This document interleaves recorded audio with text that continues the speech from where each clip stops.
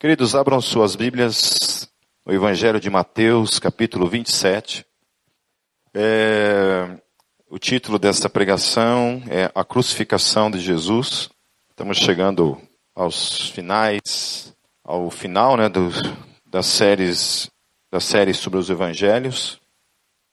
Nós vamos ficar caminhando nos Evangelhos, em 3 Evangelhos em especial, Mateus, Lucas e João.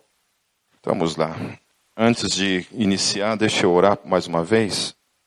Senhor Deus, nós entregamos nossas mentes, nossos corações diante do Senhor nessa noite mais uma vez, pedindo graça, pedindo que o Teu Espírito fale por meio da Tua palavra aos nossos corações. Em Teu nome, Jesus. Amém. Então, Jesus havia passado por todo o processo do julgamento, que nós falamos alguns domingos atrás, e agora então entra no processo em que ele é finalmente levado para a crucificação. Então Mateus capítulo 27, versículo 27 em diante, fala assim: Então os soldados do governador levaram Jesus ao pretório e reuniram toda a tropa ao seu redor. Tiraram-lhe as vestes e puseram nele um manto vermelho. Fizeram uma coroa de espinhos e a colocaram em sua cabeça. Puseram uma vara em sua mão direita e, ajoelhando-se diante dele, zombavam: Salve, Rei dos Judeus! Cuspiram nele e tiraram-lhe a vara, batiam-lhe com ele na cabeça. Depois de terem zombado dele, tiraram-lhe o manto e vestiram-lhe suas próprias roupas. Então o levaram para ser crucificado.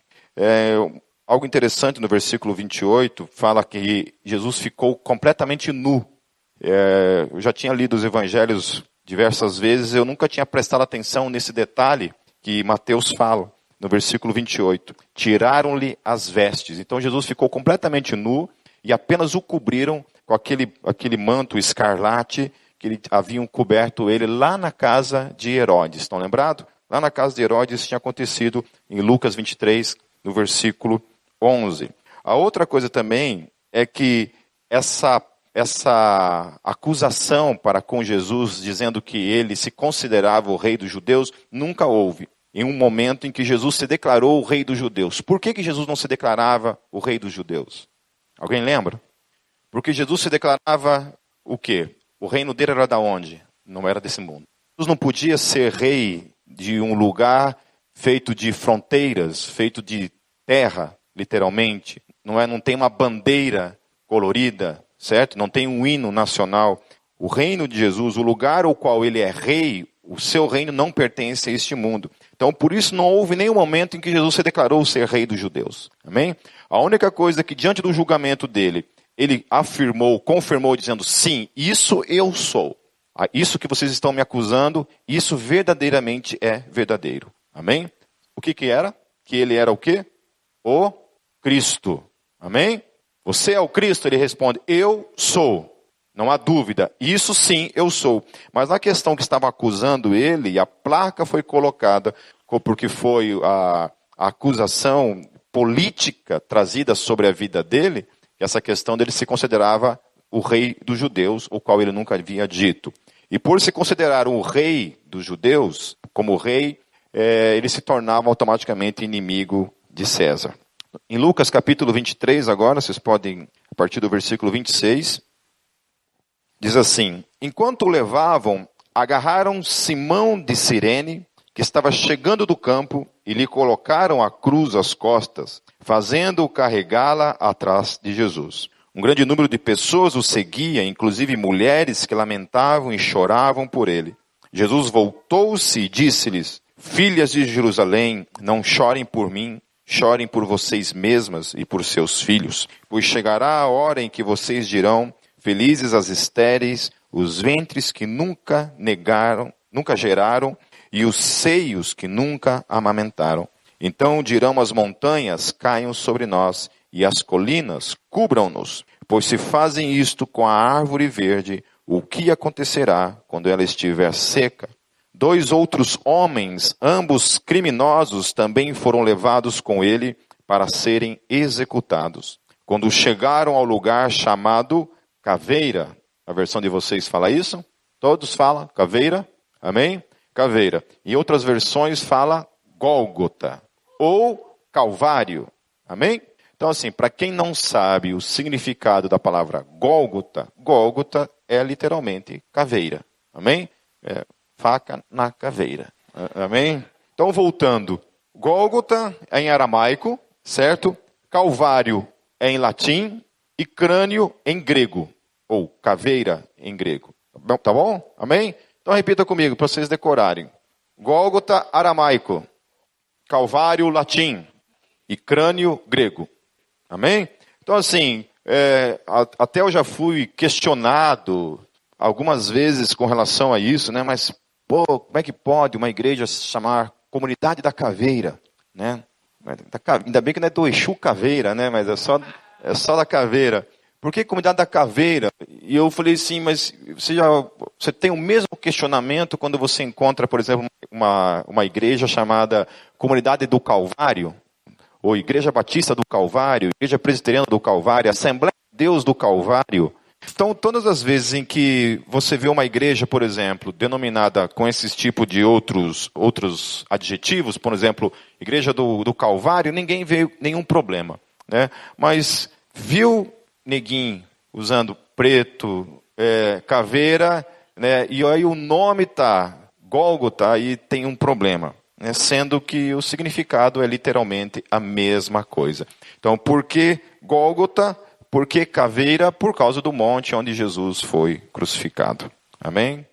Continuando, versículo 34 em diante, Jesus disse: Pai, perdoa-lhes, pois não sabem o que estão fazendo. Então eles dividiram as roupas dele, tirando sortes. O povo ficou observando e as autoridades o ridicularizavam. Salvou os outros, diziam. Salva-se a si mesmo, se é o Cristo de Deus, o escolhido. Os soldados aproximaram-se dele, também zombavam dele, oferecendo-lhe vinagre. Diziam: se você é o rei dos judeus, salva-se a si mesmo. Havia uma inscrição acima dele que dizia: este é o rei dos judeus. Um dos criminosos que ali estavam, dependurados, lançavam-lhe insultos. Você não é o Cristo? Salva-se a si mesmo e a nós. Marcos, no capítulo 15, 28, se não precisa abrir, fala que isso foi o cumprimento de uma profecia, lá de Isaías 53, no verso 12. Esse fato de Jesus ser crucificado no meio de dois criminosos foi o cumprimento de uma profecia, e uma profecia escrita 500 anos antes de Cristo. Então as coincidências, entre aspas, ligadas à pessoa de Jesus, que dizia ser o Cristo, e uma profecia se cumpre nele, a probabilidade dessa única profecia se cumprir, qual é? Imagine, ele se dizia: eu sou o Cristo, e a profecia dizia que ele tinha que ser crucificado no meio de dois ladrões, no meio de dois criminosos, dizia isso. Então a probabilidade dessa profecia se cumprir de modo simplesmente por acaso, você tem que ter muita fé para acreditar simplesmente nisso. E o cumprimento dessa profecia também, de alguma forma, ela é a explicação daquilo que Lucas disse lá no capítulo 22, nos versos 36 a 37, que num debate que eu tive há um tempo atrás a respeito de armamentismo, né, sobre se o crente pode comprar uma arma ou não, eu utilizei esse texto para gerar uma cutucada gospel em todo mundo, né, e aí até pastores lá ficaram endemoniados quando eu escrevi isso dali, porque o texto fala assim... Jesus lá em Lucas 22, 36 e 37. Disse-lhes, pois, mas agora aquele que tiver bolsa, tome-a, como também o alforje, e o que não tem espada, venda a sua capa e compre-a. Portanto vos digo que importa que em mim se cumpra aquilo que está escrito, e com os malfeitores foi contado, porque o que está escrito de mim terá cumprimento. Amém? Então... as pessoas estavam utilizando o que Jesus estava dizendo, que o fato de Jesus mandar eles comprarem essas espadas era um cumprimento dessa profecia, que então ele seria contado junto com os malfeitores. Mas Marcos refuta essa ideia. Amém? Marcos refuta essa ideia, ele fala que o cumprimento dessa segunda parte do versículo 37 Quando Jesus está afirmando aquilo ali, ele está falando que ele será crucificado no meio dos ladrões. Isso não tinha nenhuma ligação com o versículo anterior. Amém?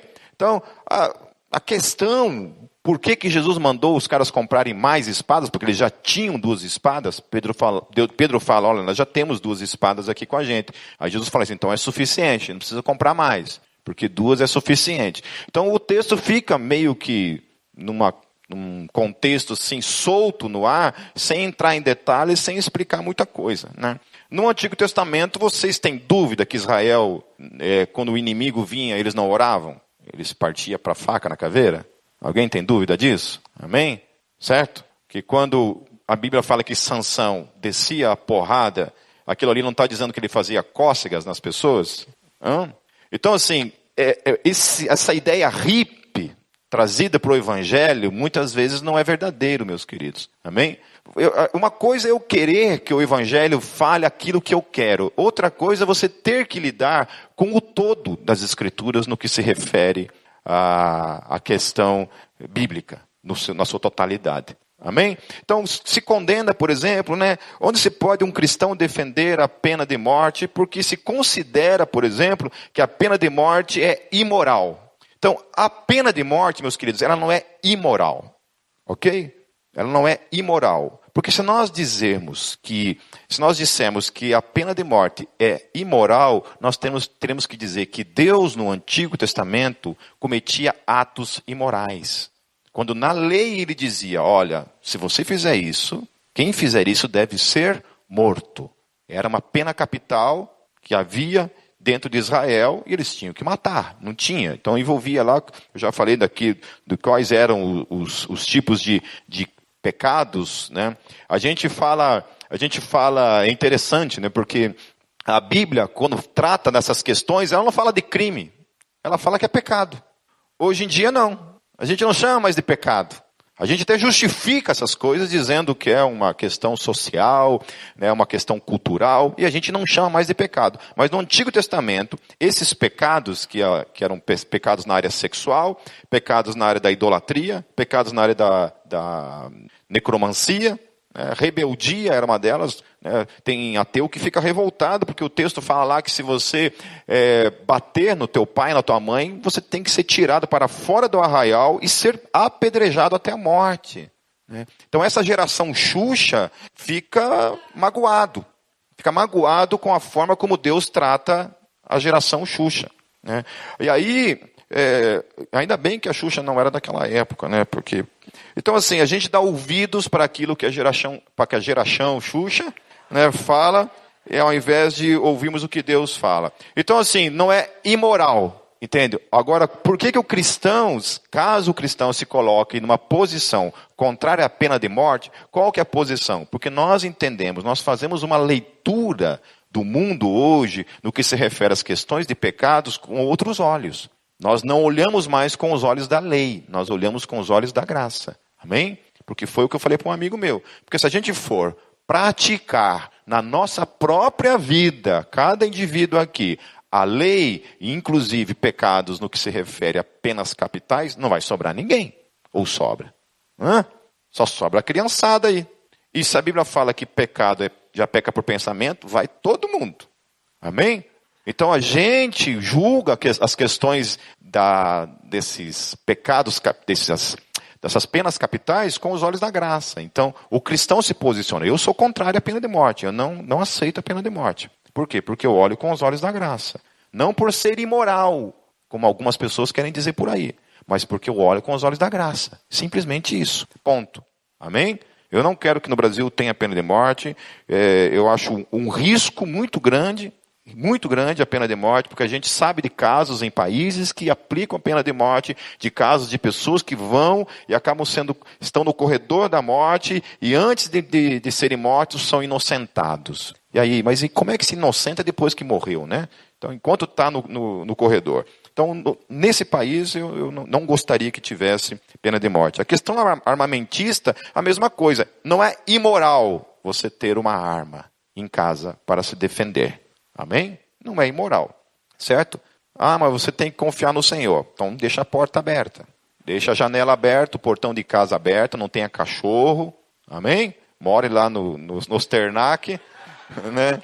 Deixa nos Ternac, abre o portão, abre a janela e ore apenas e confie no Senhor. Amém? Agora, a minha posição com relação a armas é o seguinte: eu nunca terei uma arma. Nunca. Eu, Pipe, jamais terei uma arma na minha casa. Amém? E para quem... aí é uma escolha de cada um. Meu pai teve arma a vida inteira, morreu assassinado com 5 tiros. Amém? Isso aí, certo? Eu não confio em armas, não quero isso na minha casa jamais, tenho medo até de pegar numa arma, inclusive, né, quem dirá fazer uso disso. Amém? Até porque eu sou uma arma daí. Mas só para fechar esse parênteses, vocês entenderam em questão de moralidade, nós estamos falando assim, imoral. Imoral é uma coisa contrária à moralidade. Então eu estou citando para vocês exemplos bíblicos do Antigo Testamento na questão da pena de morte e o porquê o cristão não se posiciona dessa forma. Amém? Porque olha com os olhos da graça, não mais com os olhos da lei. Certo? Esse é o primeiro ponto. O segundo ponto é a questão do armamentismo, né? Por que o cristão deve ou não deve armar? É uma questão de escolha, meus queridos. Aí fica para cada um aí, quiser ou não quiser. Amém? Desde que faça uso para sua autodefesa na sua casa, é uma questão particular de cada um. Biblicamente falando, o povo de Israel haviam armas, entre os apóstolos também usavam espadas. Não tinha revólver naquela época, não tinha R-15, certo? Então tinha que se defender. Eles caminhavam de um povoado para o outro, haviam salteadores, o próprio apóstolo Paulo fala a respeito disso, que haviam ladrões. Se Paulo carregava uma arma com ele, eu não sei, a Bíblia não fala, amém? Mas não é imoral, entenderam? Ponto. Moralidade implica em outra coisa, não é pecado, certo? Existe também, só continuando nesse parêntese, mas a questão da Bíblia, a Bíblia fala assim, não matarás, né? Volto a falar nessa questão que eu já falei outras vezes. Quando a Bíblia fala lá no Decálogo, que são os 10 mandamentos, não matarás, a palavra no hebraico ali significa não assassinarás sem um motivo. Ponto. Ok? O que isso significa na lei? Significa que você não pode simplesmente matar uma pessoa porque está magoadinha com ela. Certo? Você não pode matar por um motivo tolo, fútil, besta. Essa que é a questão. Mas o que a lei está tratando, meus queridos, quando implica em questões de guerra, por exemplo, questões de guerra isso aí não vale nada.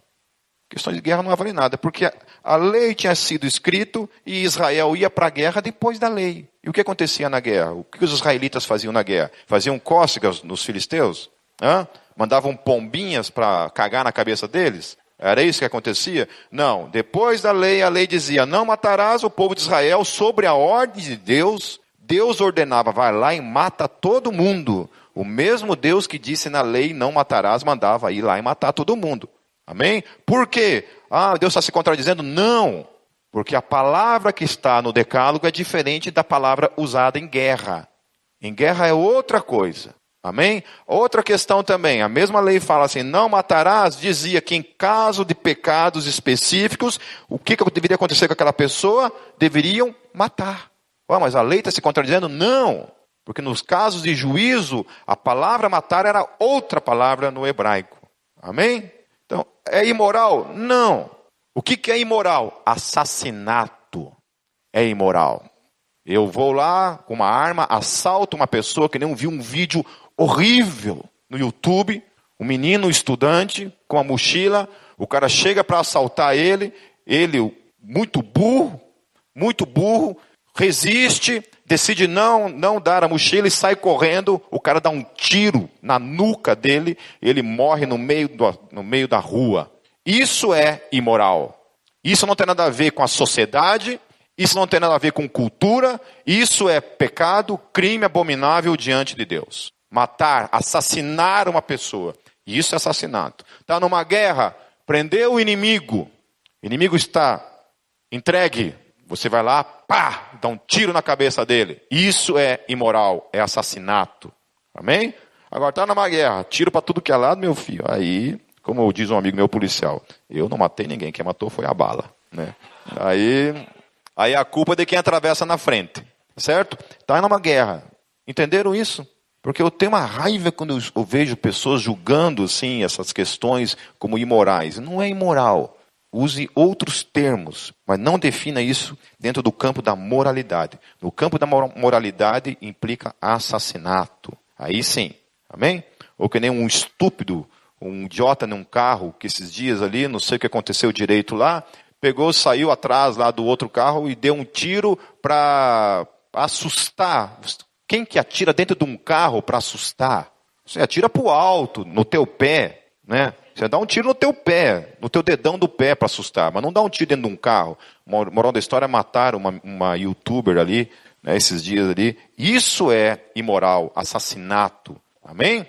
Mas um ser humano em casa defendendo a sua família ou defendendo o seu país em termos de guerra, não trata de questões de moralidade. Amém? Amém? Como eu falei domingo passado, você vê um cara batendo na tua esposa ali, vai orar pelo cara? Né? Vai orar pelo cara? Vai soltar uma pombinha? Vai dar uma flor? Né? Vai dar um beijinho? Né? É isso? Hein? Não, né? Então vocês entenderam. O Francis Schaeffer, ele fala isso no livro chamado O Grande Desastre Evangélico. Ele trabalha isso no último capítulo de forma assim, bem concreta. Trabalha isso. Que amar o próximo também é defender o próximo. Amém? Está na rua ali, um marmanjo de 2 metros de altura, está dando bicudo numa menina de 14 anos de idade, arrebentando ela. O que você faz? Passa direto? Porque você tem que dar a outra face. Porque você, no que depender de vós, tem de paz com todo mundo. Porque você é crente, você não pode fazer nada, você é de Jesus, é isso? Bom, eu não sou disso. A minha teologia é um outro campo. 2 metros de altura? Bom, nesse caso, chamava mais uns 2. Ou uma pedra, qualquer coisa, meu querido. Mas faca na caveira. Amém? Isso também é ser cristão. Amém? Por que não disser todo mundo amém? Amém? Então, quem não disse amém, tomara que leve uma surra e ninguém te defenda. Amém? Apanhe bonito. Já foi. Eu sou que nem... Continuando, nem sei mais onde eu estava. No versículo 40 em diante. Mas o outro criminoso o repreendeu, dizendo: você não teme a Deus e nem estando sob a mesma ameaça? Nós estamos sendo punidos com justiça porque estamos recebendo o que os nossos atos merecem. Mas este homem não cometeu nenhum mal. Então ele disse: Jesus, lembra-te de mim quando entrares no teu reino. Jesus lhe respondeu: eu lhe garanto, hoje você estará comigo no paraíso. Então você tem diante de Jesus 2 ladrões, um falando umas besteiras para Jesus e o outro reconhecendo que era um pecador, reconhecendo a sua condição. E isso tem muito a ver com a humanidade, né? Hoje a humanidade está dividida entre gente que olha para Jesus na cruz, trata aquilo com desprezo, e outros que olham para a cruz e reconhecem a sua condição, porque recebem graça de reconhecer a sua condição. Uma outra coisa ligada a esse texto é que Jesus fala de um paraíso imediato para aquele que morre. Jesus falou assim: hoje mesmo estarás comigo no paraíso, ponto. Amém? Tem gente que acredita na questão de que a alma não é imortal, que quando você morre você deixa de existir, simplesmente deixa de existir, e quando Jesus voltar, Jesus vai recriar você novamente de alguma forma. E a gente tem uma pregação no Metalcast chamado A Imortalidade da Alma, onde eu trabalhei e abordei toda essa questão, que essa questão então não é bíblica. Amém? O indivíduo, todos vocês, queridos, que morrerem antes de mim, se estiverem em Cristo Jesus, irão direto para o céu. Pode ter certeza que no dia do teu velório, amém? Eu vou falar isso. Olha, graças a Deus, o irmão... Qual o nome que quer que eu fale aí? As esposas estão apontando para o marido. Então, amém? No dia do velório ali eu falo, está em Cristo, né? Agora eu já tive que fazer velório, por exemplo, de macumbeiro, né? E aí, meu filho, foi complicado. Gente que não tinha nada a ver com Deus, gente que, né, viviam outras realidades. Amigo que era ateu, e os pais me conheciam e pediam que eu fosse dar uma palavra. Aí é complicado, né? Uma vez morreu um filho de uma pessoa que o menino era traficante. E aí me chamaram para fazer o velório da pessoa. Aí o que você vai falar, né, cara? Não posso mentir para alegrar as pessoas. Claro que o último segundo, o último tempo da vida de cada um, aí é uma questão entre Deus e cada um. Vão para João capítulo 19, versos 23 em diante. Diz assim: tendo crucificado Jesus, os soldados tomaram as roupas dele e as dividiram em 4 partes, uma para cada um deles, restando a túnica. Esta, porém, era sem costura, tecida numa única peça de alto a baixo. Não a rasguemos, disseram uns aos outros. Vamos decidir por sorteio quem ficará com ela. Isso aconteceu para que se cumprisse a escritura que diz: dividiram as minhas roupas entre si e tiraram sortes pelas minhas vestes. Foi o que os soldados fizeram. Isso é o cumprimento do Salmo 22, versículo 18. Mais uma profecia que se cumpre em Jesus e a probabilidade disso acontecer. Como? Como que isso ia acontecer de uma forma simplesmente coincidência? Por coincidência. É muito pouco provável. Continuando, versículo 25. Perto da cruz de Jesus estavam sua mãe, a irmã dela, Maria, mulher de Clopas, e Maria Madalena. Quando Jesus viu sua mãe ali, e perto dela, o discípulo a quem ele amava, disse à sua mãe: aí está o seu filho. Esse discípulo a quem Jesus amava era o apóstolo João. E ao discípulo: aí está a sua mãe. Daquela hora em diante, o discípulo a levou para casa. Por que José não aparece aqui, somente Maria? Alguém sabe? Eu acho que às vezes eu prego para as paredes. Ou vocês têm memória curta demais. Oi? José já havia morrido fazia tempo. José já havia morrido pelo menos há uns 15 anos, ele já havia morrido. Por que José morreu antes de Maria? Porque Deus quis. Porque José era mais ou menos uns 30 anos mais velho que Maria. José era viúvo quando ele se casa com Maria. José, quando casou com Maria, ele já tinha 5 filhos, ok? José já tinha 5 filhos. José e Maria não tiveram nenhum filho. O único filho que eles tiveram foi Jesus, que foi gerado da parte do Espírito Santo. Então, quando a Bíblia fala Judas, irmão de Jesus, Tiago, irmão de Jesus, está falando de irmãos de Jesus por parte de pai, por parte de José. Então, José já estava morto quando Jesus foi crucificado, já fazia mais ou menos uns 15 anos. Amém? Volto para Mateus 27, a partir do versículo 45. Por que a gente está pulando de evangelho para evangelho? Para seguir uma ordem cronológica. Ok? Mateus 27, versículo 45. E houve trevas sobre toda a terra, do meio-dia a 3 horas da tarde. Alguém lembra o horário que Jesus foi crucificado? Alguém chuta? 9 horas da manhã, Jesus foi crucificado. Então ele ficou crucificado das 9 horas da manhã até as 3 horas da tarde. Isso dá quanto tempo? 6 horas Jesus ficou vivo, crucificado naquela cruz. Para quem quer saber qual horário, lá em Marcos 15, 25 fala isso. Que eram 9 horas da manhã quando o crucificaram. Então ele fica das 9 horas da manhã até as 3 horas da tarde. E o texto então fala que desde o meio-dia até as 3 horas da tarde ficou completamente escuro, certo? Houve uma espécie de eclipse, provavelmente um eclipse solar. Então toda a terra, aquela região pelo menos ali, ficou absolutamente escura. Foi um dia realmente escuro.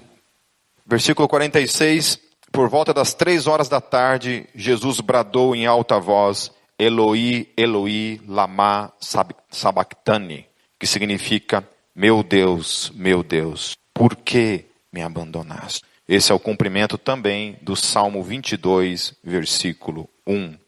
Por que vocês acham que Jesus falou isso? Quando o texto fala que houve trevas, toda essa simbologia que Deus utiliza até mesmo por meio da natureza manifesta ali, Jesus ele falou que quando ele fosse levantado, assim como foi lá no deserto, quando os judeus foram picados pelas serpentes e o povo estava morrendo, Deus manda Moisés fazer uma serpente de bronze, certo? E o texto fala que todos aqueles que foram picados pelas serpentes, pelo veneno da serpente, deveriam olhar para aquela serpente de bronze. Quando eles olhassem para ela, eles seriam curados. Jesus fala também que quando ele for levantado, então, ele atrairia todos a ele. Então, se somente os meus pecados estivessem sobre Jesus naquele dia, somente os meus, não precisa mais ninguém. Somente tudo que o cabeção que já fez na vida, de coisas erradas, aquele dia já seria muito escuro. Vamos somar só os pecados da semana aí. Quem tem coragem de colocar assim a vida, um tipo de um reality show assim? Nossa, quando eu não vejo, graças a Deus eu não assisto esse lixo, né? Mas às vezes a gente vê algumas pessoas publicando, você vê algumas coisas como isso, que acontece nesses reality show, né? Como é o ser humano, né, cara? O ser humano não tem jeito, né? Ninguém escapa. O mundo é podre, um ambiente de egoísmo, de sensualismo, mentira, né? Distorcido. Então, quando Jesus atrai ali, aquele momento, o sentimento dele era um sentimento de abandono, um sentimento de separação, porque ele estava assumindo o meu e o teu pecado naquele dia, naquela cruz. Versículo 47, quando alguns dos que estavam ali ouviram isso, disseram, ele está chamando Elias. Imediatamente um deles correu em busca de uma esponja, embebeu-a em vinagre, colocou-a na ponta de uma vara e deu-a a Jesus para beber. Mas os outros disseram, deixem-no, vejamos se Elias vem salvá-lo. João capítulo 19 novamente, a partir do versículo 28. Mais tarde, sabendo então que tudo estava concluído, para que a escritura se cumprisse, Jesus disse, tenho sede. Estava ali uma vasilha cheia de vinagre, então embeberam uma esponja nela, colocaram a esponja na ponta de um caniço de isopo e a ergueram até os lábios de Jesus. Esse também foi o cumprimento do Salmo 69, versículo 21. Tendo-o provado, Jesus disse, está consumado. Com isso, curvou a cabeça e entregou o Espírito. Essas duas palavras, está consumado, Jesus pronuncia uma palavra grega que é tetelestai. Repita comigo, tetelestai. Está consumado. Quando alguém era preso, era levado a um cárcere onde um oficial de justiça pegava a lista de todos os seus delitos, passando em seguida a leitura da sua sentença. Cumprida a tal sentença, o mesmo oficial o tirava do cárcere, pegava o selo de autoridade vigente e batia sobre aquele papel, tetelestai, ou seja, está tudo pago, está tudo consumado. Sabe o que isso significa? Quando ele atrai todos os nossos pecados e ele morre naquela cruz por mim e você, Jesus está dizendo, tetelestai, todo o preço que eu e você nos pagar, cumprir, sermos punidos, foi pago. Tetelestai, está pago. Não precisamos mais pagar absolutamente nada, porque ele já pagou absolutamente tudo por mim. Aplauda o Senhor Jesus. Tetelestai, tudo, toda a nossa dívida, tudo que nós devíamos para Deus. Lembram que eu falei domingo passado que Jesus passou por 6 julgamentos? O sogro de Caifás, Pilatos, Herodes, o povo e finalmente o 6º juízo que veio da parte de Deus. Deus nos julgou em Cristo Jesus. Deus nos matou em Cristo Jesus naquele dia. Portanto, toda a nossa dívida foi finalmente pago. Amém? Tatua em você, tetelestai. Amém? Depois os tatuadores me dão uma comissão aí da tetelestai. Está tudo pago. Se está tudo pago, absolutamente nada pode nos separar do amor de Deus. Amém? Mateus capítulo 27, naquele momento, versículo 51 em diante, naquele momento o véu do santuário rasgou-se em 2 partes, de alto a baixo. Aleluia. Está tudo pago. Antes não tinha como eu adentrar no Santo dos Santos, por causa do meu pecado, por causa da minha dívida, da tua dívida, que você tínhamos diante de Deus. Nós não podíamos entrar na presença de Deus, que era o Santo dos Santos. Havia esse véu que separava Deus da gente. Nós estávamos separados da glória dele. Não tínhamos acesso a ele, porque nós éramos pecadores. E agora Jesus fala, tetelestai, está consumado, tudo foi pago. Agora tudo aquilo que eles deviam, que separava eles da glória de Deus, finalmente está pago. E aquele véu que separava, o texto fala que é rasgado de cima para baixo, não de baixo para cima. Não foi um esforço humano para rasgar. Não veio da força humana, não veio do homem, mas Deus rasga lá de cima. Ou quem vocês acham que rasgou esse véu? Hein? Quem rasgou? O tempo? As traças? Não. O texto fala que foi de cima. Deus rasgou aquele véu, tirou aquela separação, diz, mas nada agora me separa daqueles a quem eu amo. Aleluia, aleluia, aleluia. Naquele momento, o véu do santuário rasgou-se em duas partes, de alto a baixo. A terra tremeu e as rochas se partiram. E o texto fala uma coisa interessante a partir do versículo 52. Os sepulcros se abriram. Aleluia. A manifestação do reino por vir. Um momento, um fragmento, uma fração do reino por vir manifesta. E algo que era para acontecer somente na segunda vinda de Jesus, acontece uma porção desse reino, da manifestação desse reino. Os sepulcros se abriram e os corpos de muitos santos que tinham morrido foram ressuscitados, aleluia, para demonstrar de modo fracionário ali que estava tudo pago, que essa era a realidade que ia acontecer, que vai acontecer na minha e na tua vida, com uma evidência final consumada de que todo o preço que eu e você tínhamos que pagar foi pago naquele dia. Aleluia. Jesus morre naquela cruz. O véu que separava é rasgado e com manifestação de que tudo estava pago. A Bíblia fala que alguns sepulcros, devido àquele tremor, a terra treme, fala, e os sepulcros se abrem, e os corpos de muitos santos que haviam morrido ressuscitam. Aleluia. E o versículo 53 acontece uma coisa, e saindo dos sepulcros, depois da ressurreição de Jesus, entraram na cidade santa e apareceram a muitos. Ressuscitam e começam a caminhar pela cidade. A Bíblia não dá muitos detalhes de como que isso aconteceu, né? Alguns evangelhos apócrifos falam um pouco mais de detalhes a respeito disso. Acho que é o evangelho de Nicodemos, um dos evangelhos apócrifos, que fala sobre isso.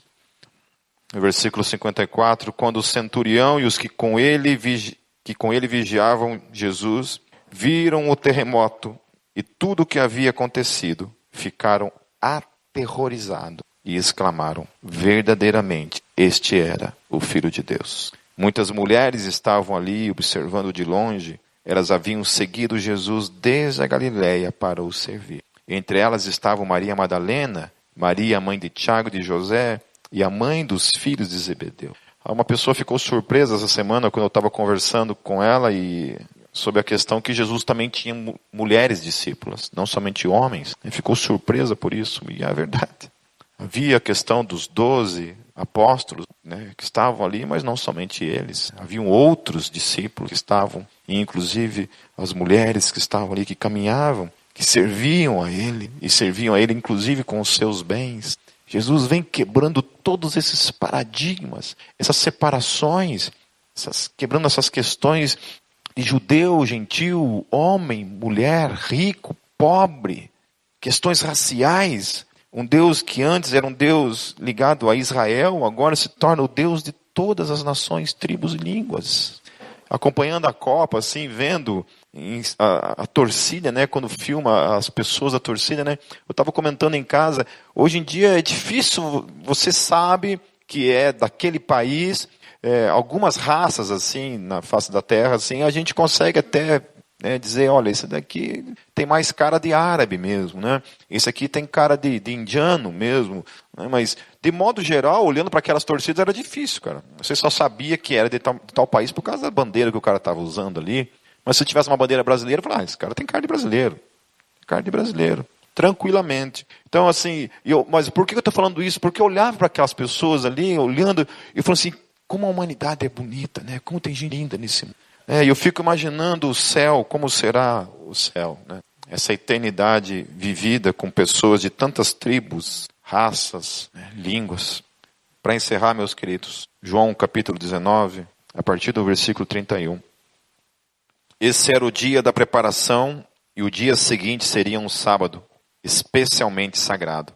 Por não quererem que os corpos permanecessem na cruz durante o sábado, os judeus pediram a Pilatos que ordenasse que lhes quebrassem as pernas e os corpos fossem retirados. Vieram então os soldados e quebraram as pernas do primeiro homem que fora crucificado com Jesus, e em seguida as do outro. Coisa horrível, né? O cara já estava ali se lascando, e eles, quando o cara estava vivo ainda vivo, eles chegavam e quebravam as pernas do cara para que o cara morresse mais rápido. Já era um tormento. Diz que a cruz foi um dos instrumentos de execução da pior espécie que já foi criado. Continuando, versículo 33. Mas quando chegaram a Jesus, percebendo que já estava morto, não lhe quebraram as pernas. Em vez disso, um dos soldados perfurou o lado de Jesus com uma lança e logo saiu sangue e água. Aquele que o viu, disso deu testemunho, e o seu testemunho é verdadeiro. Ele sabe que está dizendo a verdade, e dela testemunha para que vocês também creiam. Estas coisas aconteceram para que se cumprisse a Escritura. Nenhum dos seus ossos será quebrado. Então esse também é um cumprimento do Salmo 34, versículo 20. Então qual a probabilidade de terem profetizado que Jesus morreria num tempo antes de chegar o tempo em que deveria ser quebradas as pernas dos ladrões? Ele morre antes disso. Como que Jesus controla isso? Como que os judeus controlam isso? Você tem que morrer antes. Como que se controla isso?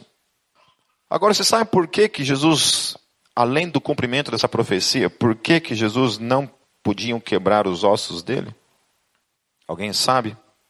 Por que os ossos de Jesus não podiam ser quebrados? Abram comigo lá em Êxodo, capítulo 12, verso 46, falando a respeito do Cordeiro Pascal. Quando eles iam celebrar a Páscoa, eles deveriam matar um cordeiro, eles deveriam comer esse cordeiro. Aí o texto fala assim: numa casa se comerá, não levarás daquela casa fora da casa, nem dela quebrareis osso. E lá em Números, capítulo 9, verso 12, também fala a mesma coisa. Que quando eles tinham que matar o cordeiro, matavam o cordeiro, eles deviam assar o cordeiro completamente, certo? E depois eles deveriam jogar esse cordeiro fora. Diz que os ossos desse cordeiro não podiam ser quebrado. Isso aponta para Jesus como o Cordeiro de Deus, que tira o pecado do mundo, e ele como o Cordeiro Pascal. Os seus ossos não podiam, da mesma forma, quebrado. Como que se forja o cumprimento disso, meninos? Então, não acreditar que Jesus é o cumprimento das profecias acerca do Cristo que viria, de que ele é exatamente o cumprimento do Cristo que viria, tem que ter muita fé. Porque se Jesus não é o Cristo, as profecias falharam. Porque o Messias não veio. E se veio, ninguém o reconheceu. No entanto, ele foi reconhecido por muitos que transformaram a história e continua transformando a história até os dias de hoje. Voltando para João 19, versos 37 em diante, encerrando. E como diz a Escritura noutro lugar, olharão para aquele que traspasaram. Esse é o cumprimento de Zacarias, capítulo 12, verso 10. E assim encerra a obra na cruz, por mim e por você. O que gera em mim e em você quando a gente traz à memória aquilo que ele fez por mim e por você? O que isso gera? Como que a gente olha para isso, para essa obra, para a minha vida, e a gente aceita viver uma vida alienada, uma vida indiferente, até mesmo aceitar para a nossa própria vida alguns posicionamentos do tipo de ignorar isso, dar as costas para isso. Jesus falou, tetelestai, está consumado. Amém? E a obra que ele fez para mim, por mim e por você, deve nos levar a viver uma vida de serviço ao nome dele, para todo o sempre. Saiam desse lugar nessa noite, tatuado em seu coração, essa convicção por meio da fé, de que todo o preço foi pago, que você é livre. E agora, eu e você, temos que dar uma resposta aí, vivendo uma vida de santificação, de busca de santificação. Querido, não aceite nada na tua vida que te separe dessa obra. Amém? Feche seus olhos.